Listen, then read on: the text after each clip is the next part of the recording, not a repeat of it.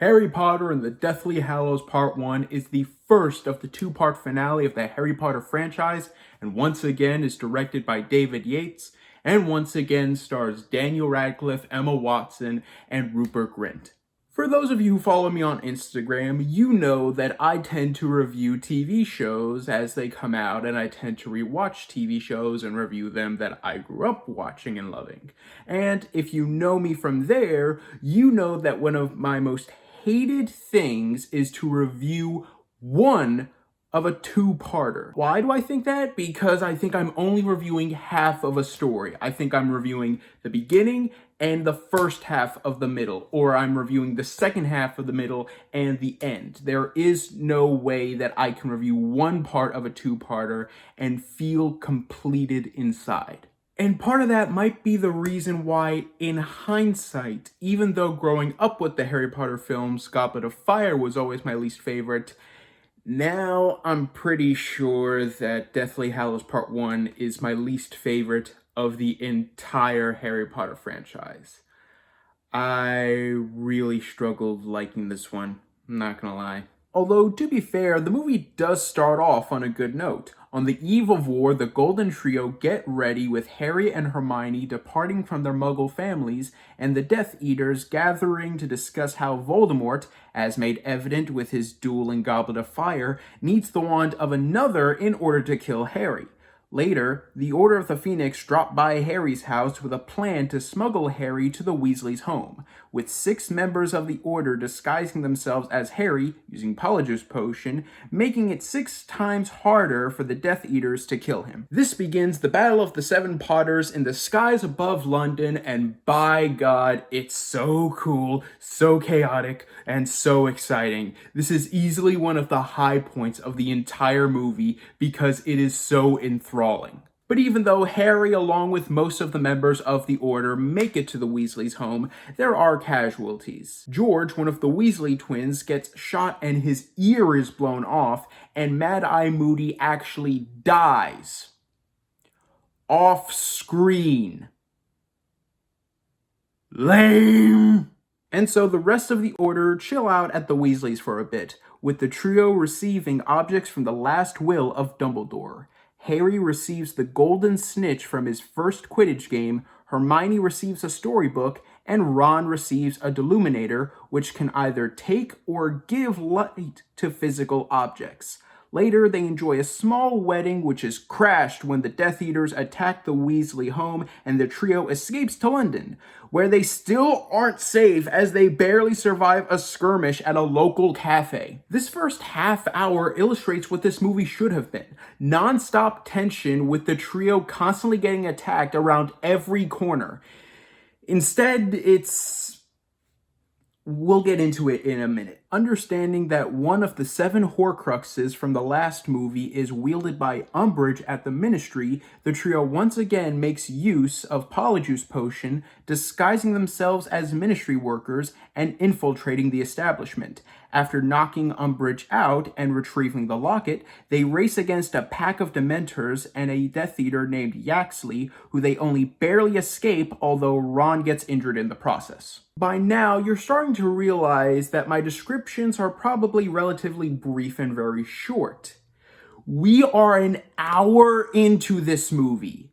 This movie is so horrible with pacing and so dull, and even though sometimes with the action sequences I can forgive that early on, when we get to the halfway point of this movie, it really shows. For the next hour or so, the trio basically just wanders around for no reason, whining, moping, arguing, making no real developments apart from only the smallest ones. Like, apart from them acquiring the Sword of Gryffindor, which they realize is the only thing that can actually destroy a Horcrux, there are no real developments for the next hour of this movie. This movie is not only so slow, it is lifeless. There is barely a single joke in this entire movie because everyone and everything is so somber and so melodramatic. I got tired of it halfway through the middle of the movie. The entire middle section of this movie is like Lord of the Rings if there was no world building, if there was no character charm, and if there were no action sequences. There is nothing exciting about this entire middle, and it is padded out horribly. But finally, nearing the last half hour of this 2.5 hour film, we get something of development, like the story behind the title itself. After Hermione notices a strange symbol in her book, a symbol that Harry recognizes as Luna Lovegood's father from the wedding earlier in the film had a pendant with the same symbol, they go to Xenophilia Lovegood's house where they are told about the origin of the symbol, the Deathly Hallows. Long ago, 3 brothers used magic to cheat death. To congratulate them, Death itself offered the brothers a gift of their own choosing. The oldest brother wanted a wand more powerful than any other. The middle brother wanted a stone to resurrect the dead, and the youngest wanted a cloak of invisibility. After receiving each of their gifts, the 3 brothers soon died one by one, the oldest being killed by another wizard for his more powerful wand, the middle brother killing himself after watching his resurrected wife die again, and the youngest died of old age giving his cloak to his son. When brought together, the 3 objects makes one the Master of Death. I'm pretty sure a lot of people complain that this whole segment pretty much just stops the story in order for exposition, but honestly, I don't care because 1, the animation does look really cool, and 2, something is actually happening in this movie. Let it happen! So, after leaving Lovegood's house, the trio is chased through the forest by a group of dark wizards via a really crappy, shaky, and disorienting sequence where they are eventually caught. Being brought to the Malfoy Manor, waiting for the arrival of the Dark Lord, the trio, along with the captured Luna, Ollivander, and a goblin played by Warwick Davis, make their escape with the help of Dobby the House Elf. And before they can disapparate out of there, Bellatrix throws a knife at them which disappears along with the escapees. The trio reappear on a random beach, and Dobby is the one who got stabbed. Dobby is laying in the arms of Harry, just instead of focusing on the pain, focusing on how this is such a beautiful place to be with his friends and how Harry truly is his friend. And I know I should probably be focusing on the amazing effects used to bring Dobby to life in this movie, but stop making me feel feelings, Harry Potter! The movie ends with Voldemort himself uprooting Dumbledore's very grave and taking the wand from the deceased wizard's hands.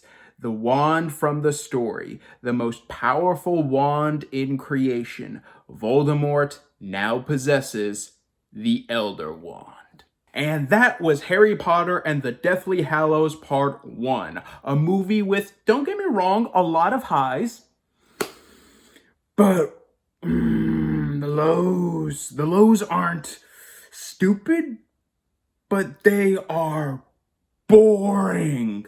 Yeah, I still love the characters, and the world building and action, when it's there, is still interesting and exciting.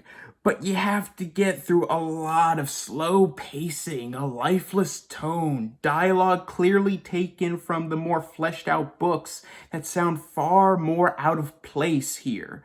And while some of that could be overlooked with a shorter running time, this movie is 2.5 hours long, and it does not need to be. When people talk about how the later Harry Potter films aren't as good as the earlier ones because of just how bad, slow, and somber they are, I think they're mainly focusing on this film because even though some of the problems of this movie were in Half-Blood Prince, Half-Blood Prince at least had a couple moments of humor and levity. Here it's just dreary, slow boringness that I can get through, but I have to speed my way through the slower moments to get through it. I'm going to give Harry Potter and the Deathly Hallows Part 1 a C.